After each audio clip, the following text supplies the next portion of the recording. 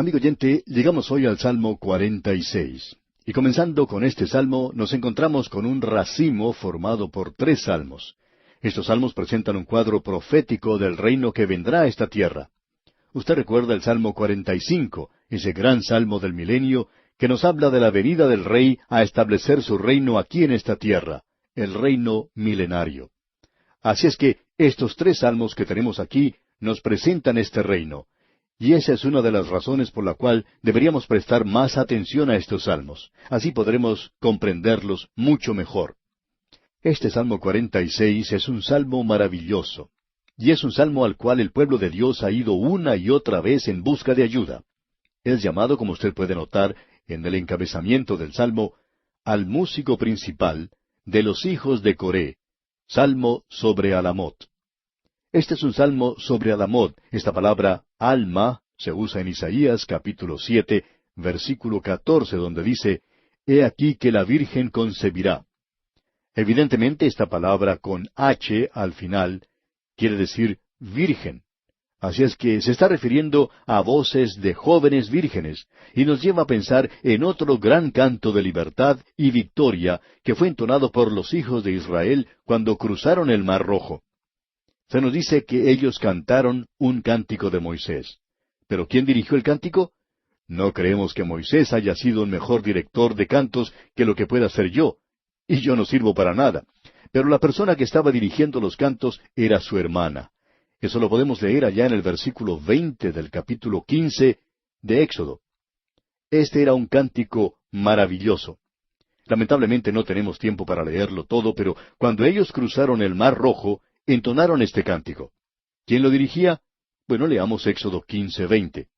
Y María la profetisa, hermana de Aarón, tomó un pandero en su mano, y todas las mujeres salieron en pos de ella con panderos y danzas.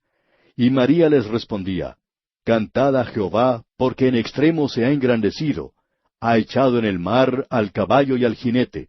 Así es que en esa ocasión la persona que dirigía el canto era María, la hermana de Moisés. Aquí tenemos otra gran redención. Y la redención a través del Mar Rojo no fue una redención por sangre. Eso había tenido lugar cuando ellos salieron de Egipto. Ellos fueron redimidos esa noche cuando el ángel de la muerte pasó sobre el lugar, y cuando ellos habían pintado los dinteles de sus puertas con la sangre del Cordero. Ellos fueron entonces redimidos por sangre. Pero cuando cruzaron el Mar Rojo, fue una redención por poder. Y los enemigos que les habían causado tantas dificultades y problemas fueron destruidos. Y aquí tenemos a María dirigiendo el canto. Aquí tenemos a una soprano cantando un solo. Bien, comencemos la lectura de este Salmo 46. Veamos el primer versículo. Dios es nuestro amparo y fortaleza, nuestro pronto auxilio en las tribulaciones. Es necesario colocar siempre este salmo donde pertenece, después del 45. Pertenece aquí a este racimo que mencionamos, 46, 47 y 48. No creemos que tengamos el derecho de sacar a este salmo de este lugar y observarlo separadamente sin considerarlo en el marco o ambiente en que está. No tenemos que hacer como un jovencito que citó malas escrituras en cierta ocasión. A él se le pidió que diera una definición de una mentira. ¿Qué es una mentira? El jovencito puso dos versículos juntos que no tenían nada que ver el uno con el otro. Sin embargo, él los unió y dijo lo siguiente. Una mentira es una abominación al Señor, pero pronto auxilio en las tribulaciones. Como usted puede darse cuenta, amigo oyente, él había interpretado mal la Escritura. Bueno, quizás nos sonreímos por lo que hizo, pero ¿qué opinamos de aquellas personas que sacan este salmo de donde se encuentra? Creemos que ambos son culpables de interpretar mal las Escrituras. Pues bien, aquí tenemos un solo maravilloso. No es una canción triste, es un coro de aleluya. No se trata de música rock, sino de aquellos que estaban sobre la roca. Y creemos que en los primeros 3 versículos de este salmo encontramos la suficiencia de Dios. Y esta sección en la cual nos encontramos ahora es ciertamente algo maravilloso. Deberíamos quizá leer algunos versículos seguidos. Veamos los primeros 3 versículos de este Salmo 46. Dios es nuestro amparo y fortaleza, nuestro pronto auxilio en las tribulaciones. Por tanto, no temeremos aunque la tierra sea removida y se traspasen los montes al corazón del mar, aunque bramen y se turben sus aguas, y tiemblen los montes a causa de su braveza. Esta es una declaración extraordinaria. Alguien puede decir, ¿cómo sabe usted si esto es cierto o no? Bien, yo digo, la Biblia dice así. Alguien viene y me dice, bueno, eso es una teoría y usted no sabe si es verdad o mentira. Bueno, amigo oyente, yo lo he comprobado. Y aquí se nos dice, Dios es nuestro amparo y fortaleza, nuestro pronto auxilio en las tribulaciones. También se nos dice en otro salmo, gustad y ved que es bueno Jehová.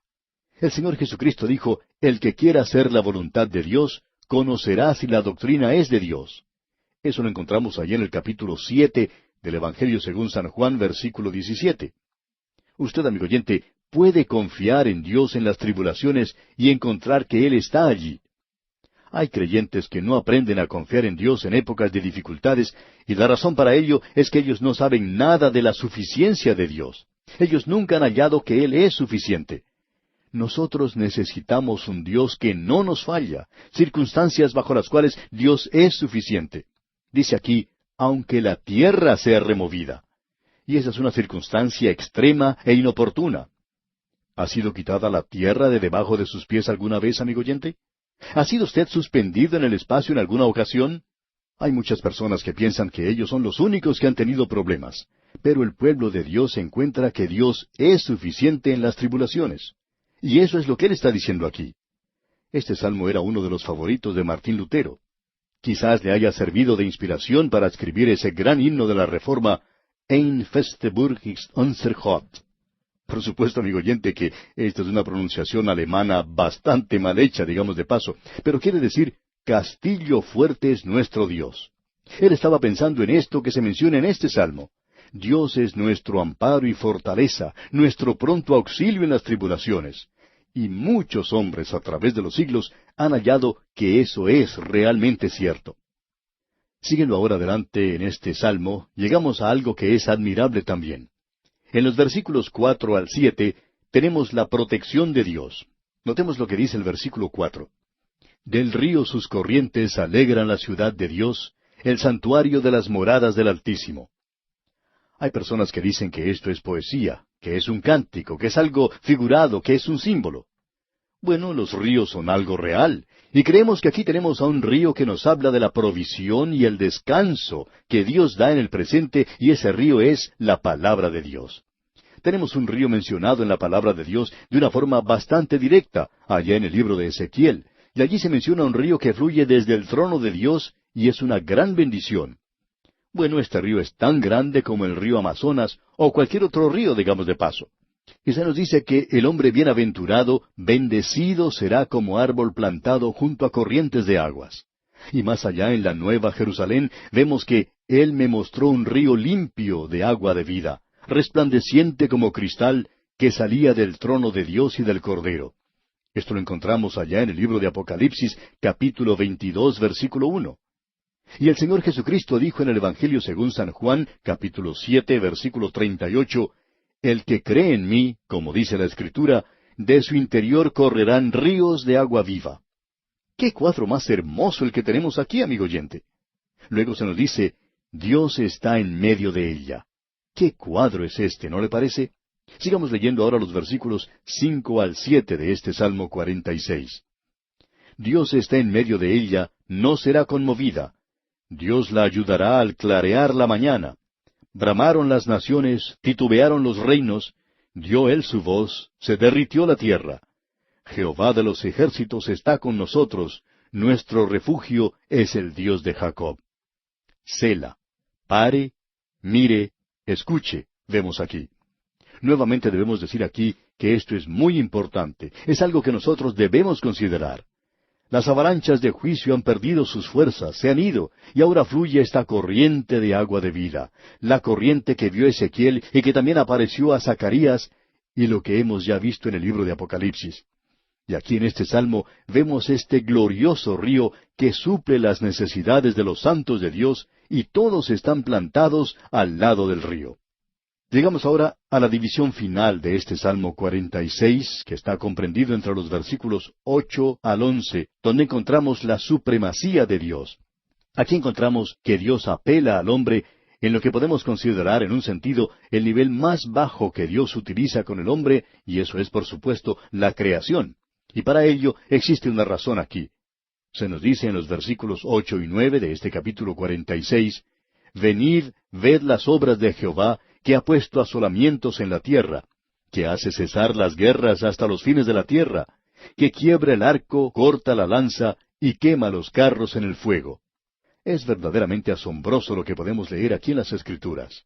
Esto nos presenta de una manera muy definida los últimos días, cuando aquel que es la roca tallada sin manos, que Nabucodonosor vio en su visión, ha asestado un golpe aniquilador contra la tierra. Y se nos dice que después de la guerra de Armagedón, los muertos serán esparcidos, que los despojos de la guerra estarán allí, y ese es el cuadro que se nos presenta aquí. ¿Y qué cuadro más dramático el que podemos apreciar? Las obras de Dios en el presente deberían decirle al hombre que sí existe un Dios. Y ahora llega la paz a la tierra, y eso es ahora una realidad bendita. El Rey ha llegado, Él ha quitado toda la injusticia que existe en esta tierra. Notemos ahora lo que dice en los últimos dos versículos de este Salmo 46, los versículos 10 y 11. Estad quietos y conoced que yo soy Dios. Seré exaltado entre las naciones, enaltecido seré en la tierra. Jehová de los ejércitos está con nosotros. Nuestro refugio es el Dios de Jacob. Él está diciendo, seré exaltado entre las naciones, enaltecido seré en la tierra. Ese es el propósito de Dios. Luego le está diciendo, estad quietos y conoced que yo soy Dios. Nosotros podemos estar quietos en tiempo de dificultades, cuando nos acosan las tormentas, digamos de paso. Hay tormentas que están desatando su furia en el día de hoy. Usted y yo estamos viviendo en un mundo malvado, amigo oyente. Este es un mundo malo, perdido, y aquí nos encontramos nosotros. Están ocurriendo cosas tremendas. Aún podemos apreciar lo que sucede con la naturaleza en el día de hoy. Y él dice, estad quietos en la tormenta, estad quietos y conoced que yo soy Dios. Usted recordará que el Señor Jesucristo se encontró en una tormenta junto con sus discípulos y Él estaba durmiendo. Él tuvo más problemas tratando de calmar a los apóstoles que en calmar la tormenta. Muchos de nosotros no sabemos en el presente lo que es esperar pacientemente en el Señor. Bien, Él será exaltado hoy y Él es llamado aquí el Dios de Jacob. Y eso, amigo oyente, cuadra con Él. Aquí tenemos un salmo que será una gran bendición en el futuro. Llegará la oportunidad cuando será de una gran bendición, pero aún hoy es de mucho consuelo y bendición para el pueblo de Dios. Bien, llegamos ahora al Salmo 47, y este es un salmo milenario, y continúa alabando y adorando. En los versículos 1 y 2 de este Salmo 47 leemos, Pueblos todos, batid las manos, aclamad a Dios con voz de júbilo, porque Jehová el Altísimo es temible, Rey grande sobre toda la tierra. Usted puede ver aquí, amigo oyente, que Él está reinando sobre toda la tierra, y en este salmo encontramos la alabanza y la adoración del reino milenario. El Rey está en la tierra y Él está reinando. ¡Qué cuadro el que tenemos aquí! Rey grande sobre toda la tierra. Y como tal, Él es adorado y alabado. Usted comprende que Él tiene que acabar con toda esa rebelión, con toda la arrogancia y el engreimiento del hombre, con todo esto de andar sin ley, y nos referimos al andar sin ley que es en contra de Dios en el presente. Él va a acabar con todo esto, y Él reinará sobre toda la tierra. ¡Qué cuadro el que tenemos aquí! Esto es algo glorioso, maravilloso. Luego en el versículo 13 nos dice, Él someterá a los pueblos debajo de nosotros, y a las naciones debajo de nuestros pies. Ese es el cuadro que se nos presenta aquí ante nosotros. Y el versículo 4 dice, Él nos elegirá nuestras heredades, la hermosura de Jacob al cual amó. Habrá gozo en esta tierra cuando Él venga. Pueblos todos, batid las manos, aclamad a Dios con voz de júbilo. ¡Qué hermoso es todo esto! En cierta ocasión un predicador estuvo hablando en una iglesia donde la gente acostumbraba a batir sus manos y por momentos era algo ruidoso. Y alguien le preguntó al conferencista al final, ¿no le molestaba eso a usted? Y él respondió, no, eso me ayudó mucho, porque ellos estaban conmigo en todo momento. Y amigo oyente, quizá muchas veces lo que nosotros llamamos reverencia es en realidad mortandad dentro de la iglesia. Tenemos, por ejemplo, mucha reverencia en el cementerio. Nadie molesta a nadie en ese lugar. Y creemos que es necesario en nuestros servicios un poco más de vida en el presente. Veamos lo que nos dicen aquí en el Salmo 47, los versículos 5 al 10. Subió Dios con júbilo, Jehová con sonido de trompeta. Cantad a Dios, cantad, cantad a nuestro Rey, cantad. Porque Dios es el Rey de toda la tierra, cantad con inteligencia. Reinó Dios sobre las naciones, se sentó Dios sobre su santo trono. Los príncipes de los pueblos se reunieron como pueblo del Dios de Abraham. Porque de Dios son los escudos de la tierra, Él es muy exaltado. Jehová está en lo alto, y Él es el Altísimo. Dice aquí, subió Dios con júbilo. Y al leer eso, nos damos cuenta que si Él ha ascendido, Él tiene que haber descendido a esta tierra previamente.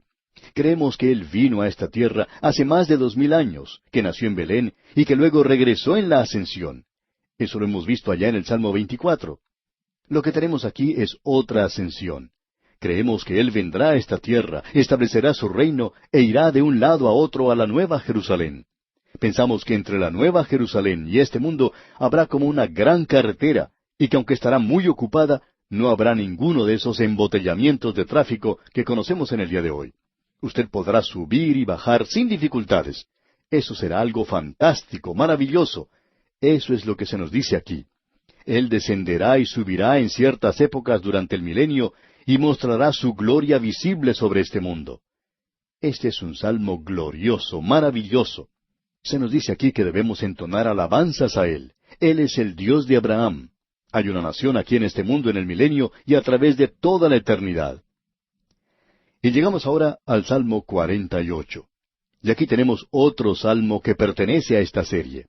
Es un salmo milenario y celebra la victoria del Mesías. Permítanos leer los versículos 1 al 3 de este Salmo 48.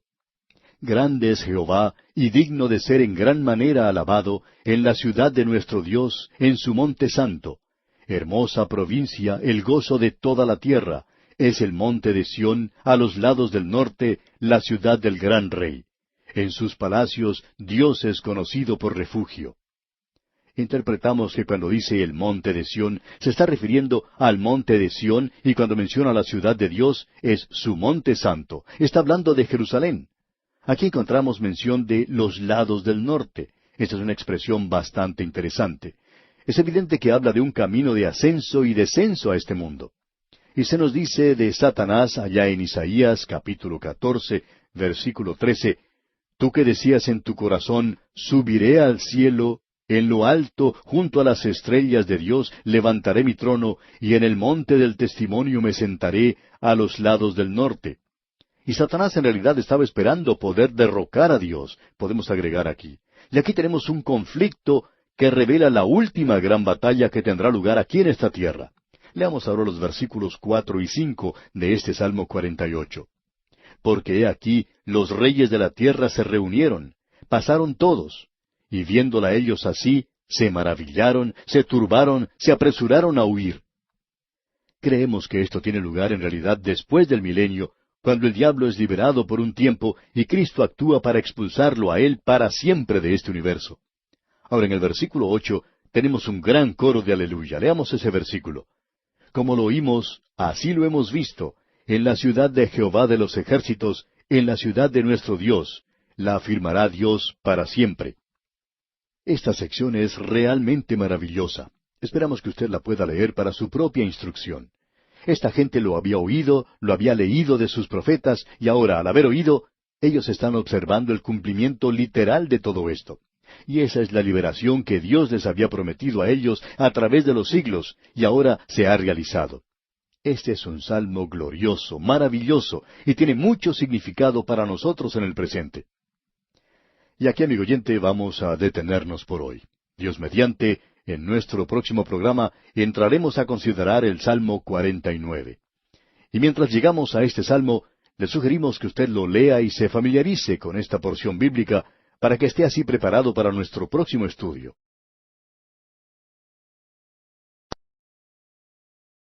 Llegamos hoy, amigo oyente, al Salmo 49. Con este salmo se concluye la primera sección de salmos que comenzaba con la sección de Éxodo en este libro de Salmos, es decir, de los salmos 42 al 49. Dijimos cuando comenzamos que todos estos se relacionan entre sí, Tenemos aquí, por así decirlo, una hermosa vindicación de los caminos de Dios en conexión con los malvados y con los justos.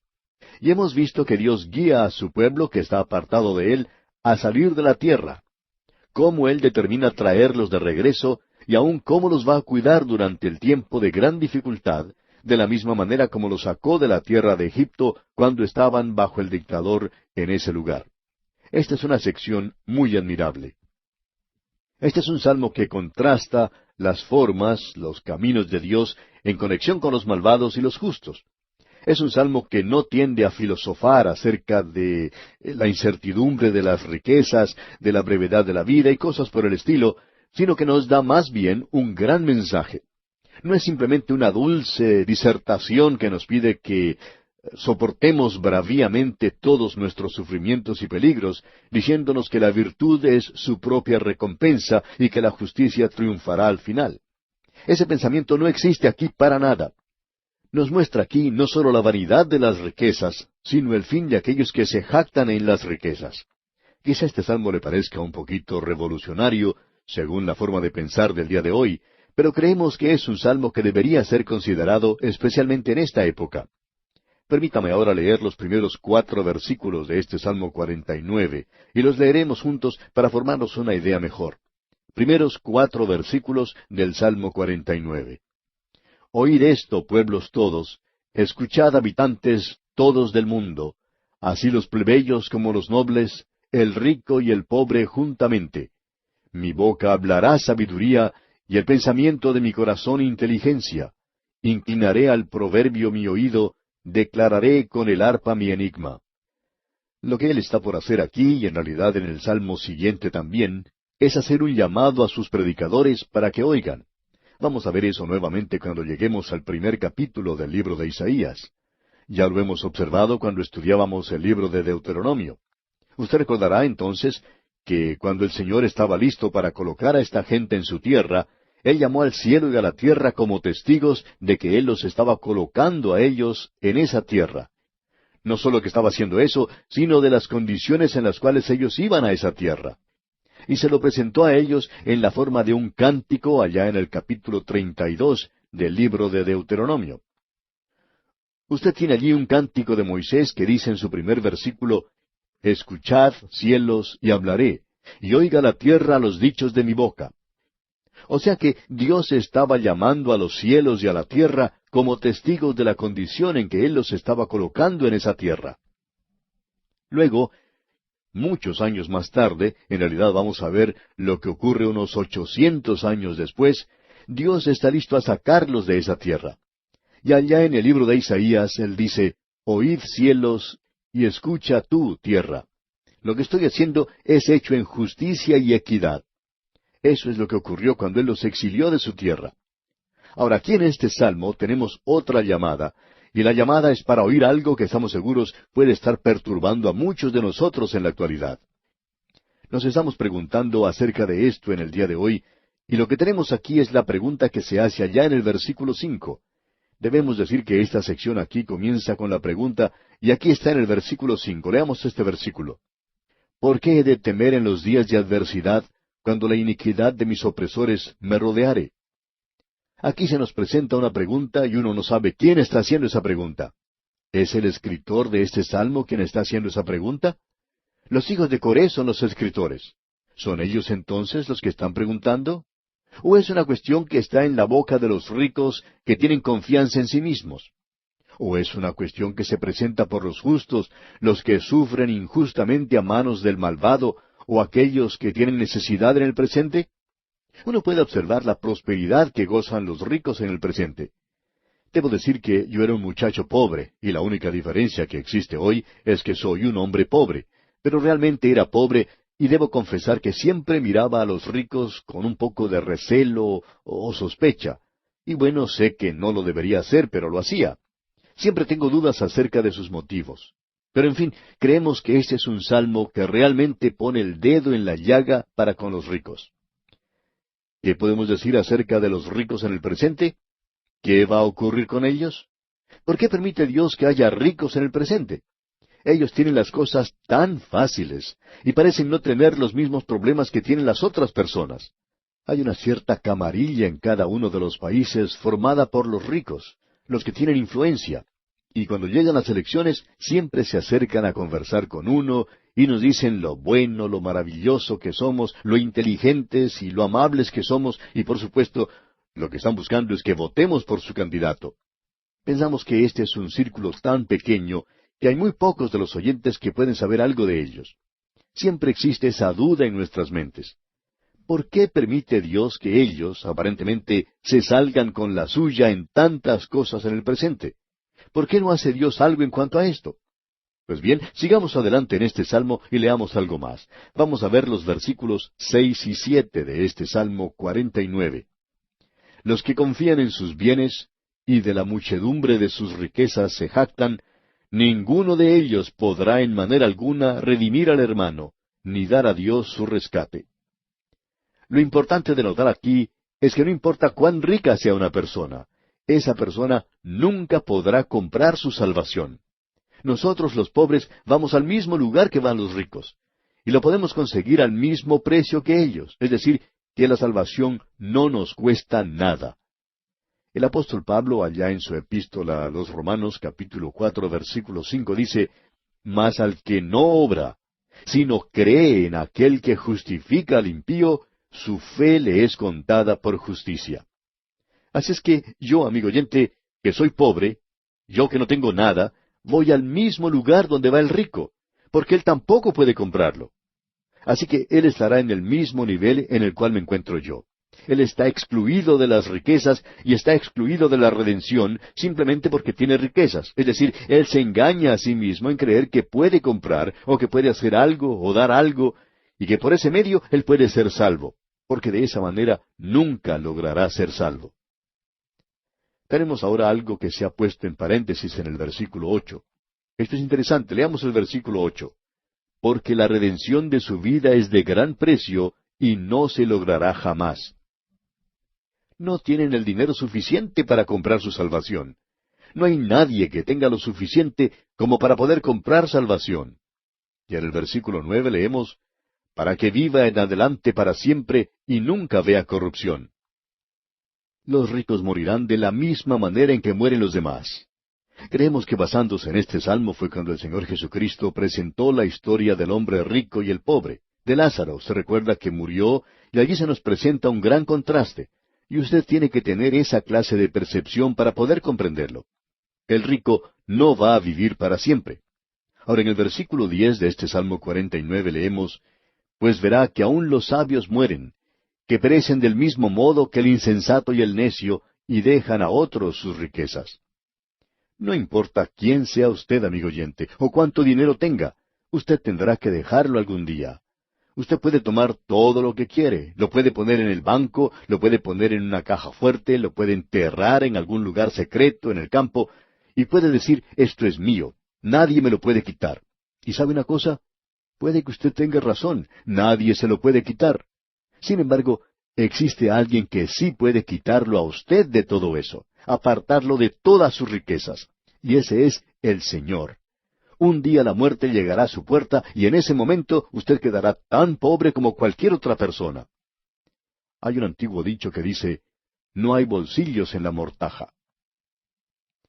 Hace mucho tiempo murió una persona muy rica. Sus parientes pobres estaban esperando fuera de la casa, y cuando el abogado del extinto salió, esta gente le hizo esta pregunta, ¿cuánto dejó?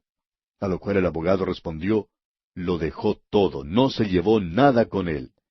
Y amigo oyente, eso es lo primero que nota aquí el salmista. Usted puede ser muy rico aquí en la tierra, pero no puede comprar su salvación, no puede agregar días a su vida. Y usted se encuentra partiendo y dejando todo ese dinero que usted ha reunido aquí abajo para que lo use otra persona. Notemos ahora lo que dice el versículo 11 de este Salmo 49. Su íntimo pensamiento es que sus casas serán eternas, y sus habitaciones para generación y generación. Dan sus nombres a sus tierras. Hay muchas personas que tratan de perpetuar sus nombres. Quizá usted pueda anotar los nombres de algunos de los personajes más ricos que están inscritos en los edificios de su ciudad. Allí están para que los puedan leer todas las personas que pasan, y es una clase de propaganda.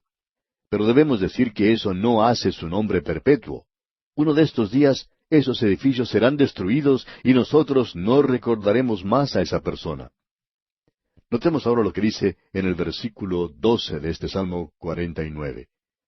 Mas el hombre no permanecerá en honra, es semejante a las bestias que perecen. Uno de estos días, ese hombre que tenía una posición tan elevada aquí, tiene que tener su cuerpo colocado en la tumba, y él regresa al polvo como cualquier otra persona.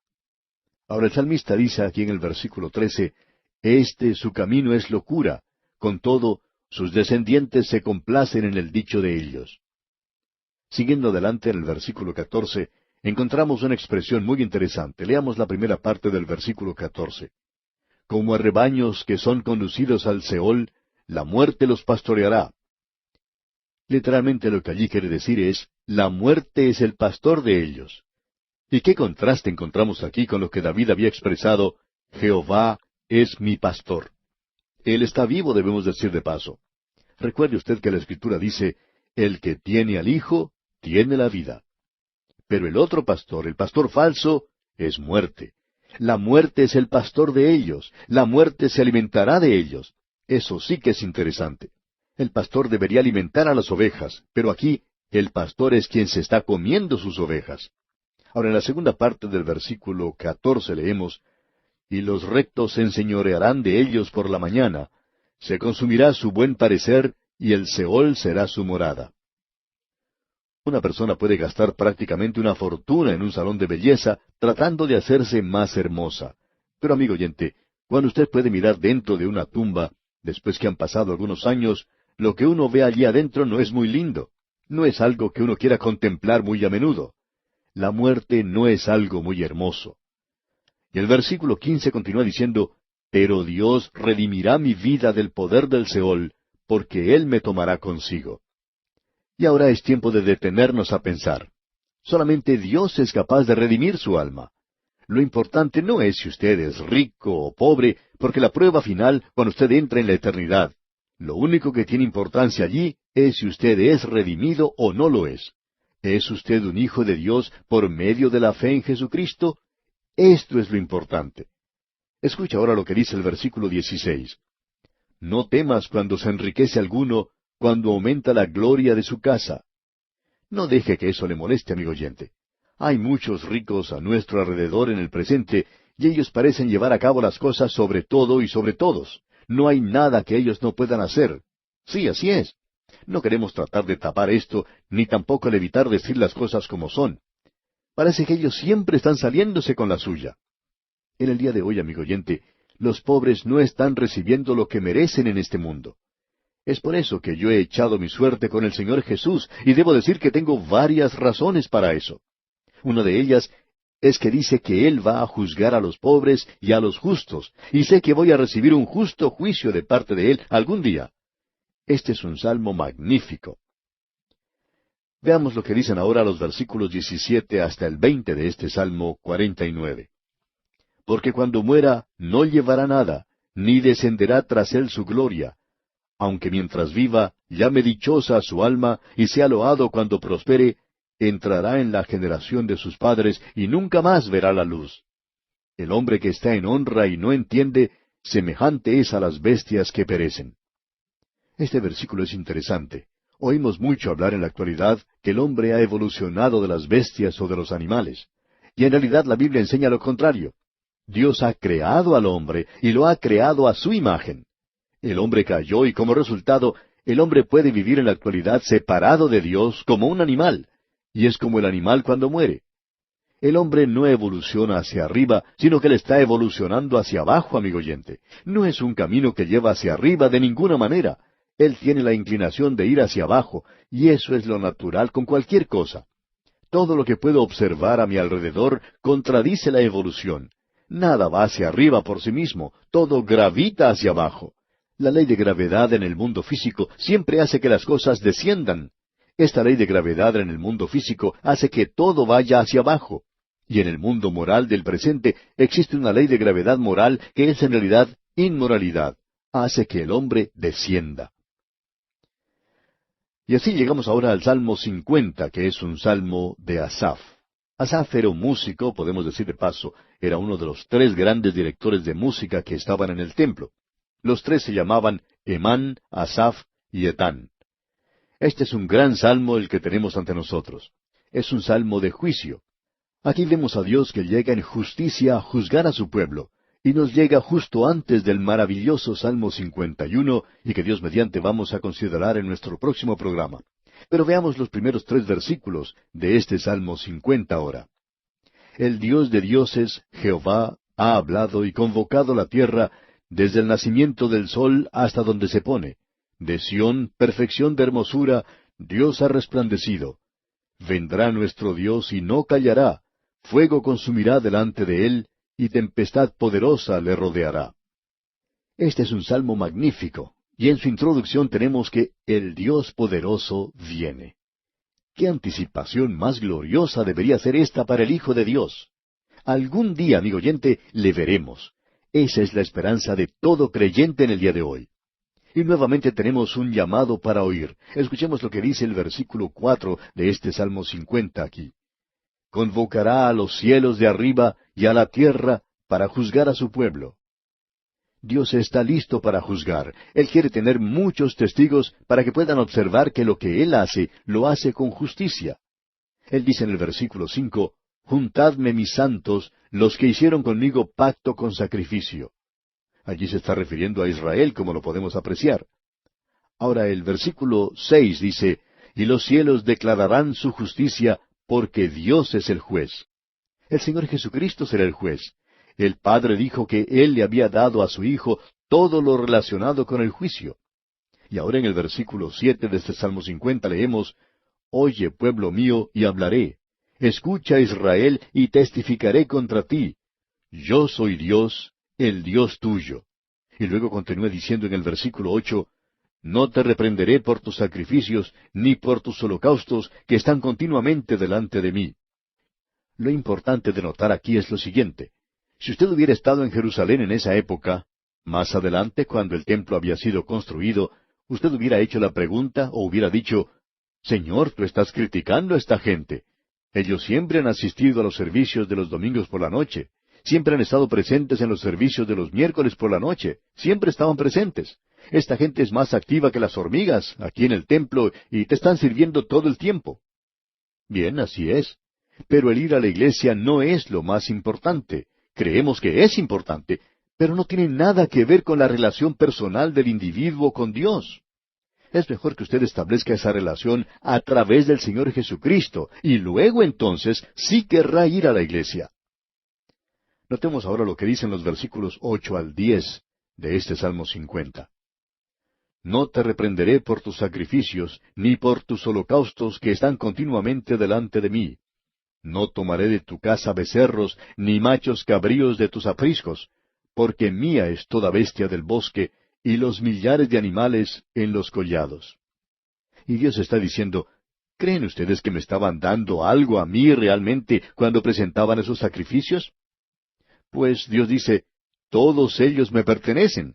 Y agrega en el versículo 12, si yo tuviese hambre, no te lo diría a ti, porque mío es el mundo y su plenitud. Veamos ahora lo que dice la primera parte del versículo 15, porque aquí tenemos un cuadro de juicio. E invócame en el día de la angustia. ¡Qué afirmación más hermosa la que tenemos aquí! Dios le pide a su pueblo que se acerque a Él. Dios también dice que Él va a juzgar a los malvados. Y Dios dice, no permití que te salieras con la tuya en cuanto al pecado. Y en el versículo 21 leemos, estas cosas hiciste, y yo he callado.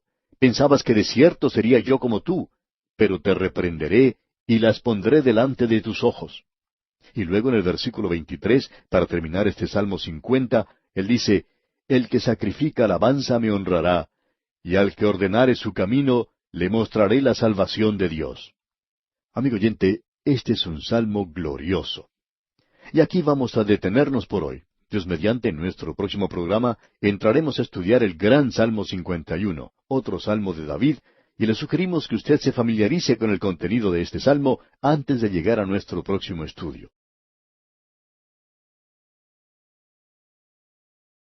Vamos a considerar hoy lo que dice el Salmo 51. Y debemos destacar al principio que la nota que encabeza este salmo no es algo que fue agregado más tarde por alguna otra persona. Estas son parte del texto original, y este salmo tiene una inscripción a manera de título, como algunos otros la tienen también. Se explica a sí misma, y creemos que es importante para el entendimiento de este salmo. Permítame leerla. Dice, al músico principal, salmo de David, cuando después que se llegó a Betsabé, vino a él Natán el profeta. Ahora no solo pensamos que eso se explica por sí mismo, sino que es bien claro y es una referencia a la gran mancha en la vida de David. No es nuestra intención en el día de hoy entrar en los detalles del pecado de David. Creemos que es suficiente decir que él quebrantó 2 de los 10 mandamientos. El 7º mandamiento que dice, no cometerás adulterio. Él hizo eso con Betsabé, la esposa de Urías Heteo. Y luego, él también quebrantó el 6º mandamiento que dice, no matarás. Aunque él no mató personalmente a Urías, fue él quien lo hizo poner al frente de la batalla para que fuera muerto. Esa fue una acción muy cobarde, por cierto, de parte de David. Luego, después de este terrible incidente, David no hace ninguna cosa, no dijo nada. Y aquellos que sabían lo que había pasado, estamos seguros que había muchos que se habían dado cuenta de lo ocurrido, hicieron lo mismo que él. Ellos se mantuvieron callados, y realmente esto no era nada extraño. Esto era lo que ocurría en todas partes, en Egipto, o en Babilonia, o en Edom, o en Moab, y más adelante en los reinos del mundo, y aun en las grandes capitales de nuestras naciones. Se nos dice que esto ocurre en todas partes. Sin embargo, esto era algo diferente en el día de David. Él era el hombre de Dios, y el hombre de Dios no puede salirse con la suya en cosas como esta. Pero cuando uno coloca a David con los demás, él no aparece tan malo como algunas personas opinan, porque eso era bastante común en aquel día. Era un pecado, y en el día de hoy también lo es, por supuesto. Usted ya se habrá dado cuenta que si usted ata juntas un manojo de varas que están un poco torcidas, ellas mismas se ayudan unas a otras a hacerse más derechas. Y cuando uno coloca a David junto con los demás, él no parece tan malo. Pero ya que él era el hombre de Dios, lo que él hizo era tan negro como la misma tinta. Y es algo tan feo como el mismo infierno lo que él realizó. Y tememos que aun en los círculos cristianos del presente, lo único que sucede es el mirarse el uno al otro y nada más. Pero esto es un pecado a los ojos de Dios. Y parecería que David se habría salido con la suya, pero él nos dice que no fue así. Ya hemos leído el Salmo 32, el cual no era un salmo penitencial como lo es este. Este era un salmo de instrucción en el cual David saca una lección de lo que había ocurrido y nos presenta su experiencia. Y dice en el Salmo 32, versículos 3 y 4, mientras callé, se envejecieron mis huesos en mi gemir todo el día, porque de día y de noche se agravó sobre mí tu mano, se volvió mi verdor en sequedades de verano. David se había quedado callado y parecería que nada le iba a suceder, pero no fue así. Debemos decirle que su conciencia le estaba remordiendo de una manera tremenda, amigo oyente. Él estaba perdiendo peso. Él había perdido todo su gozo. Él ya no era el rey feliz que había sido antes. Así es que Dios le envía a Natán ante David. Era un asunto de suma urgencia, y creemos que Natán solicitó una audiencia ante David, y quizá no había mucho que hacer en ese día en la corte, de manera que Natán llegó a la presencia del rey. De todos modos, Natán le contó a David una pequeña parábola. Un hombre rico y un hombre pobre en cierta ciudad, y se había dado por entendido que esta era una historia verdadera, él le contó que este hombre pobre tenía un pequeño corderito, y que el hombre rico, en cambio, tenía toda una manada de ovejas. En realidad él tenía miles de ellas. Y este hombre rico, cuando unos visitantes llegaron a su casa, él fue y tomó la única ovejita del hombre pobre y la mató. Bien, David había sido un pastor cuando era joven. Él sabía lo que era sentir afecto por un corderito, y él se podía dar cuenta que esto estaba muy mal hecho, y por tanto se enoja en gran manera. Parecía que era fácil para David enojarse. Parece que él se puso de pie delante de su trono y dijo, quiero saber quién es ese hombre, quiero tratar con él personalmente. Y creemos que Natán tiene que haber sido el hombre más valiente de la Biblia. Él señala con su dedo al propio David y le dice, tú eres ese hombre. Ahora había 3 opciones que David podía tomar en un caso como este. La primera alternativa era que él podía negar la acusación, lo cual gran cantidad de personas hacen. Esto lo hemos podido comprobar con muchos hombres en la vida pública que fueron acusados de algo similar y ellos negaron todo. Ellos no habían cometido ese adulterio. Y luego David podía haber hecho otra cosa.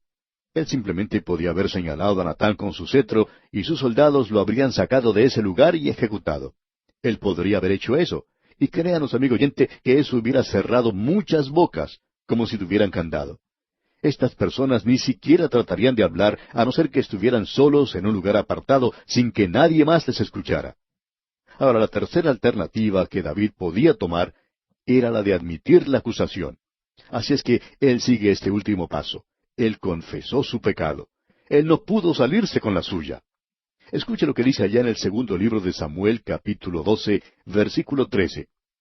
Entonces dijo David a Natán, pequé contra Jehová. Y Natán dijo a David, también Jehová ha remitido tu pecado, no morirás. Mas por cuanto con este asunto hiciste blasfemar a los enemigos de Jehová, el hijo que te ha nacido ciertamente morirá. Y bien, eso sucedió. Pero el escándalo y la tragedia llegaron a la casa de David desde aquel día, y permaneció allí hasta el día de su muerte. Uno quisiera decirle al Señor, quite el látigo de su espalda. Pero Dios nunca hizo eso, ni David tampoco le pidió a Dios que lo hiciera. Tal vez nunca lo hizo porque él quería tener comunión con Dios, y su corazón era como el salmo que dice, como el ciervo brama por las corrientes de las aguas, así clama por ti, oh Dios, el alma mía. Ante nosotros, pues, tenemos un salmo penitencial, y aquí tenemos el clamor de David, y en los primeros 3 versículos encontramos un clamor de su conciencia y de su convicción de pecado. El clamor de David. Creemos que sería conveniente aquí presentar un pequeño bosquejo de lo que tenemos en este salmo. Usted tiene, en la segunda división principal, un clamor de confesión de pecado, y la clemencia y la compasión de Dios. Eso lo podemos ver en los versículos 4 al 8. Y luego, a partir del versículo 9 hasta el final del Salmo, usted puede encontrar un clamor solicitando clemencia y comunión con Dios. Miremos en primer lugar el clamor de su conciencia y la convicción de su pecado. Escuche lo que dice este hombre aquí en el versículo 1 de este Salmo 51. Ten piedad de mí, oh Dios, conforme a tu misericordia, conforme a la multitud de tus piedades, borra mis rebeliones. Este es un gran salmo, y se necesita un gran hombre para hacer la clase de confesión que él hizo. Aquí tenemos la oportunidad de ver cuando un rey dice que él ha hecho algo malo. Bien, David utiliza la palabra rebeliones, borra mis rebeliones. También llama a lo que hizo iniquidad o maldad, también lo llama pecado, y también lo llama malo. Ahora, ¿cuál es la diferencia?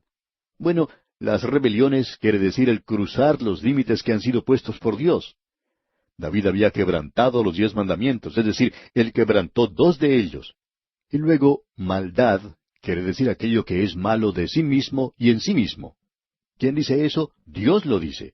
Y si Dios dice que una cosa es maldad, entonces eso es lo que es. Luego, Él lo llama pecado. Y pecar es errar al blanco, el no poder alcanzar los niveles o normas de Dios. Ninguno de nosotros puede alcanzar la gloria de Dios. Luego, Él lo llama malo. Y eso se refiere a aquello que es de modo innato, malo o equivocado, y que se lleva a cabo de esa manera. Creemos que esa es la diferencia que existe en estas palabras. Y usted tiene aquí algo que creemos es de mucha importancia. Hemos intentado demostrar la relación que tienen estos salmos con la nación de Israel. Creemos que nosotros perdemos mucho del verdadero significado de esto. Y también hay un aspecto dispensacional en este salmo que uno no puede comprimir en una dispensación a la experiencia de un hombre que está bajo una profunda convicción de pecado, porque esto es algo que puede llegarle a un hombre en cualquier ocasión. Usted y yo, amigo oyente, no podemos llegar a comprender el horror de la culpa de David. Lo que él había hecho era algo repugnante en realidad. Él se odiaba a sí mismo. Él se sentía con esta gran carga y su conciencia estaba atribulada. Uno habla del complejo de culpabilidad, y él tenía ese complejo de culpabilidad. Y allí también estaba la angustia de su alma. Su conciencia estaba señalándolo con el dedo acusador, y aquí nosotros tenemos el clamor de la conciencia. Ahora, ¿qué es lo que hace el clamor de la conciencia? En realidad, la función de la conciencia no es el decirnos lo que está bien o está mal. Hay muchas personas que dicen, deja que tu conciencia sea quien te guíe. Usted va a tener problemas si hace esto, pero debemos agregar a esto que después que usted ha hecho algo malo, su conciencia le dirá a usted que está bien, y también le dirá que está mal. Y creemos que ese es el verdadero propósito de la conciencia. Creemos que el Nuevo Testamento puede corroborar lo que estamos diciendo. Veamos lo que dice el apóstol Pablo en su primera epístola a los Corintios, capítulo 10, versículos 25 y 26. Escuche usted. De todo lo que se vende en la carnicería, comed sin preguntar nada por motivos de conciencia, porque del Señor es la tierra y su plenitud. En alguna ocasión se podría presentar la duda ante un hombre, cuando, estando de visita en el hogar de otra persona, a él se le presentaba algo de comer que él pensaba no debería comer. Ahora él se preguntaba, ¿debo comer esto? Bien, en lo que a comer se refiere, no habría ninguna diferencia, porque del Señor es la tierra y su plenitud. Y si usted, amigo oyente, quiere comerse una serpiente cascabel, bueno, eso está bien, pero no me invite a mí a comerla porque me parece que yo no podría aguantar eso. Pero por motivos de conciencia, Pablo dice, comed. Ahora, no es que le esté diciendo que está bien o que está mal, pero le molestaría a usted si usted ofende a su anfitrión, y de eso es lo que nosotros debemos tener cuidado. Escuchemos ahora el clamor del salmista en una condición de pecado y la clemencia y la compasión de Dios. Escuche lo que dicen los versículos 2 y 3 de este Salmo 51. Lávame más y más de mi maldad, y límpiame de mi pecado, porque yo reconozco mis rebeliones, y mi pecado está siempre delante de mí. ¿Ha notado usted en cuántas formas diferentes se refiere a esto el salmista? Rebelión, pecado, maldad, lo malo. David parece que hizo una lista y señaló cada una de estas cosas. Y ahora llegamos a su clamor de confesión. Leamos. Versículo 4. contra ti solo he pecado, y he hecho lo malo delante de tus ojos, para que seas reconocido justo en tu palabra, y tenido por puro en tu juicio. David ha sido criticado por haber dicho esto, pues los críticos afirman que ese pecado era contra Betsabé, era contra su propia familia, contra la sociedad, contra la nación, pero no era contra Dios. Bien, también hay aquellos que dicen que David no escribió esto porque su pecado no era un pecado contra Dios. Pero, amigo oyente, todo pecado es contra Dios, y en realidad eso es lo que exactamente tenemos aquí en el pecado de David. Y creemos que probablemente deberíamos mencionar algo que estábamos tratando de hacer. Permítanos regresar una vez más allá al segundo libro de Samuel, capítulo 12, y ver lo que dicen los versículos 10 y 12. Escuche usted.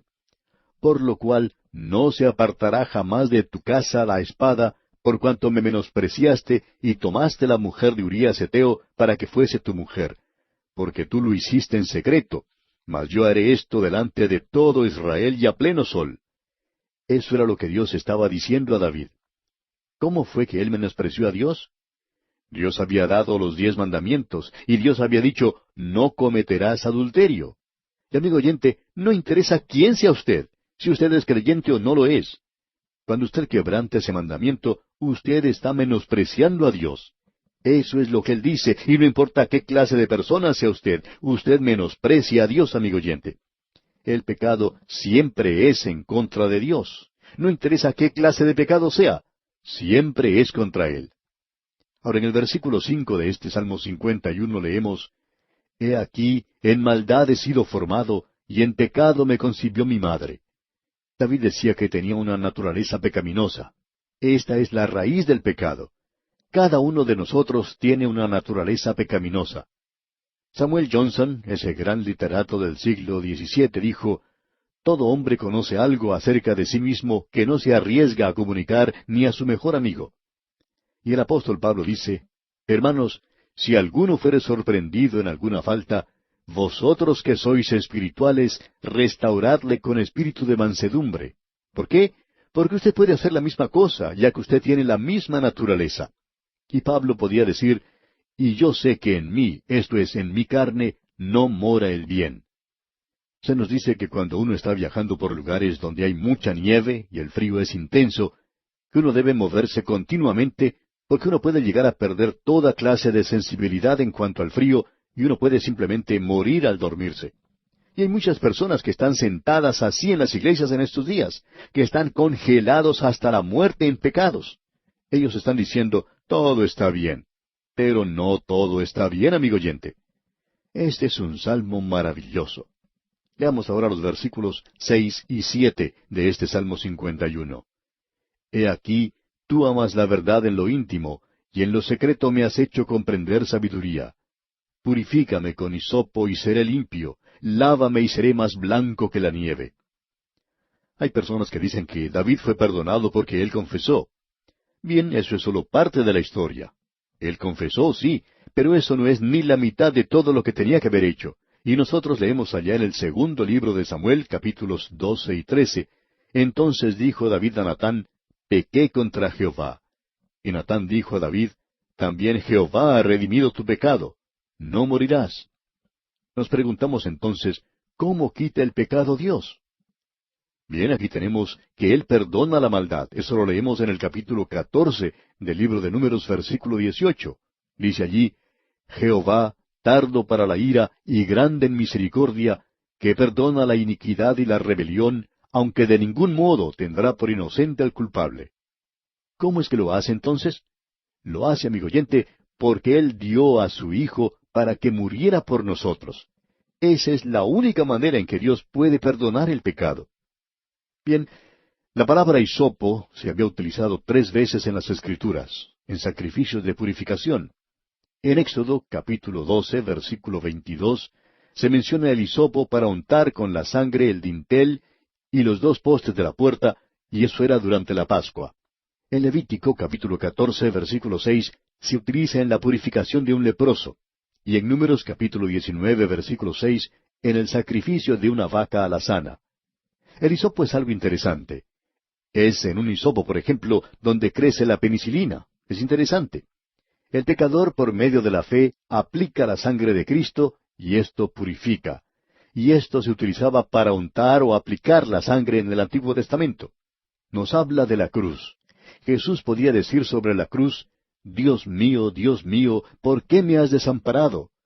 Y la razón por la cual Él dijo eso era para que Dios pudiera perdonar su pecado y el mío, amigo oyente. Al que no conoció pecado, por nosotros lo hizo pecado, para que nosotros fuésemos hechos justicia de Dios en Él. Él fue entregado por nuestras ofensas y resucitado para nuestra justificación. El apóstol Pablo en su carta a los Efesios capítulo 1 versículo 7 dice, en quien tenemos redención por su sangre, el perdón de pecados. Ahora, en el resto de este Salmo 51, tenemos la purificación y la comunión, y eso es algo maravilloso. Leamos los versículos 9 y 10 de este Salmo 51. Esconde tu rostro de mis pecados, y borra todas mis maldades. Crea en mí, oh Dios, un corazón limpio, y renueva un espíritu recto dentro de mí. Eso me gusta mucho. Dios quiere crear un corazón limpio. Y lo que David está pidiendo aquí es un trasplante de corazón. Y eso de crear quiere decir crear de la nada. En otras palabras, quiere decir que no hay nada en nosotros que Dios pueda utilizar. A veces hemos utilizado la siguiente expresión, entregue a Dios su corazón. Bien, Él quiere darle a usted un nuevo corazón. Él no quiere ese corazón viejo, sucio, inmundo que nosotros tenemos. Él quiere darnos un nuevo corazón. Y nosotros somos su creación, creados en Cristo Jesús, y eso es muy importante para las buenas obras.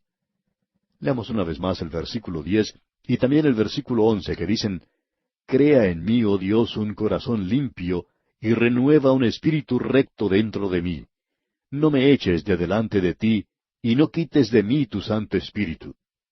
David había contristado al Espíritu Santo, y en algo así el Espíritu Santo podría ser quitado. Pero se nos dice, no contristéis al Espíritu Santo de Dios, con el cual fuisteis sellados para el día de la redención. Eso lo dice el apóstol Pablo en su carta a los Efesios, capítulo 4, versículo 30. Un hijo de Dios nunca pierde el Espíritu Santo, pero uno lo puede contristar. Y eso es lo que David había hecho. Y en aquel día el Espíritu de Dios podía ser quitado. Luego en el versículo 12 del Salmo 51 dice, Vuélveme el gozo de tu salvación, y espíritu noble me sustente.